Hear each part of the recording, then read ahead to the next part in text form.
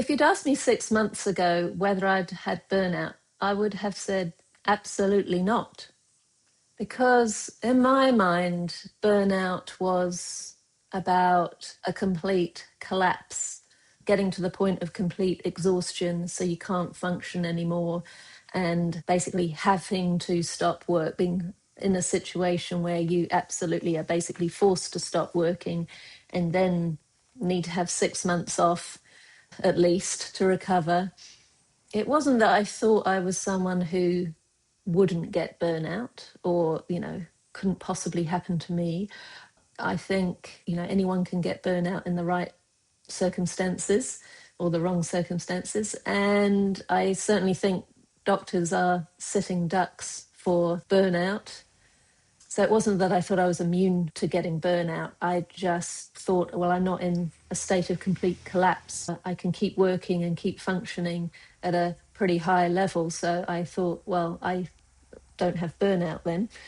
But I don't know anybody personally who's had burnout. Some of my patients have had burnout, but again, I have seen them at the point of collapse where it's been, bad enough for them to come to their own doctor, and they give a pretty good account of workplace burnout. So I've even managed to diagnose it in other people. I do follow a couple of other YouTubers who I really came to their channel for other reasons, but it turns out they happen to have burnout, or burnout in their story anyway.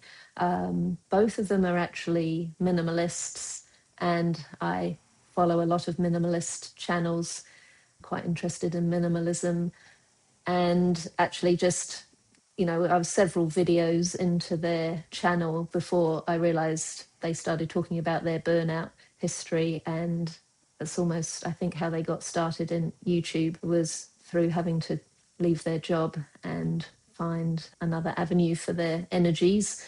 The ones I follow took at least a year off work to actually recover from their burnout. So I thought, well, I'm not like that.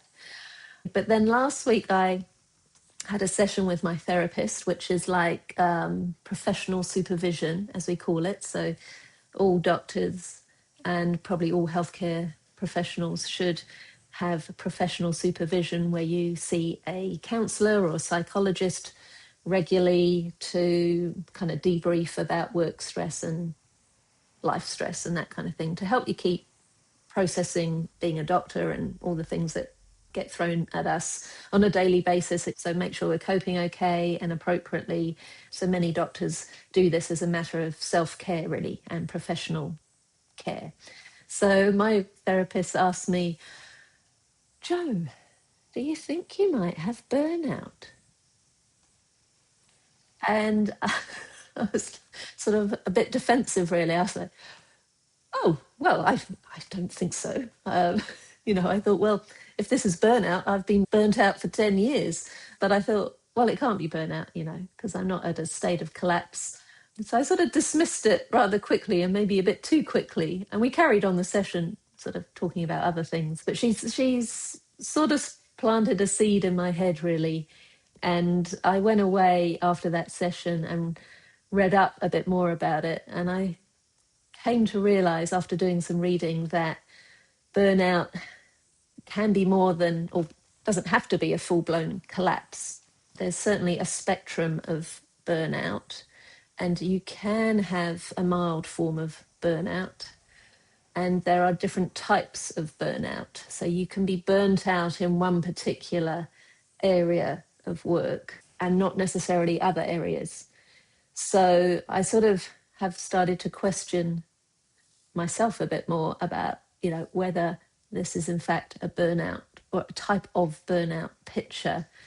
And if you see my other videos on, feeling like I'm resenting my job, I have a video about that. And I, a couple of weeks ago, posted a video about feeling that sense of restlessness at work and wanting to explore other avenues. So feeling a bit restless, feeling like I might be outgrowing my job, wanting to move on. So I've sort of explored situations that I'm finding at work that's not complete collapse. I'm not at complete exhaustion point yet, but it's a low level chronic erosion over years and years and years of energy levels. And not all burnout has to be dramatic. It's low level chronic overextension where demand outstrips what I'm able to supply. So the job just constantly stretching me a bit too far each and every day. And when you add that up day in and day out, each day is somewhat manageable, just about, and then, builds up over time. So it did get me thinking, do high achievers perhaps mislabel burnout as resilience? Or perhaps we normalize a certain level of exhaustion, a certain level of burnout is normal in the workplace. Perhaps we wear it as a badge of honor. I don't think I do, because I think I moan about it quite a lot. I would much rather be wearing a badge of actually coping, not struggling and then pretending that I'm coping. I would actually like to be just coping. That would be a badge of honor. But this kind of concept of just about holding it together and, look at me, I'm coping, isn't that amazing? Well, I wouldn't wear it as a badge of honor, but perhaps there is that in our culture at work. My particular practice is really good and really supportive, and I'm very grateful for the people I work with. We all support each other, and we're all kind of in the same boat, really. So I don't think it is just me, but certainly our profession, the demands upon us, it's well known, they definitely outstrip what we're able to supply. It is something I want to look into further. I will explore it more with my therapist. But I have also just downloaded the Maslach burnout inventory. So I've got it here. I'm going to sit down and go through this questionnaire. And this is probably one of the most well-known burnout questionnaires that you can do. There's one especially for medical professionals. So that's the one I'm going to do. I think it's going to be very interesting, potentially, what the answers reveal. So I'll let you know what I find out about myself and about perhaps burnout in the next video. I appreciate you spending time with me. If you have any comments, please post them down below. I'd be really interested to hear if you've also been wondering if you've got burnout, or maybe you've had burnout. It'd be interesting to know if you noticed any warning signs or things you, looking back, think might be warning signs. And did you ignore them?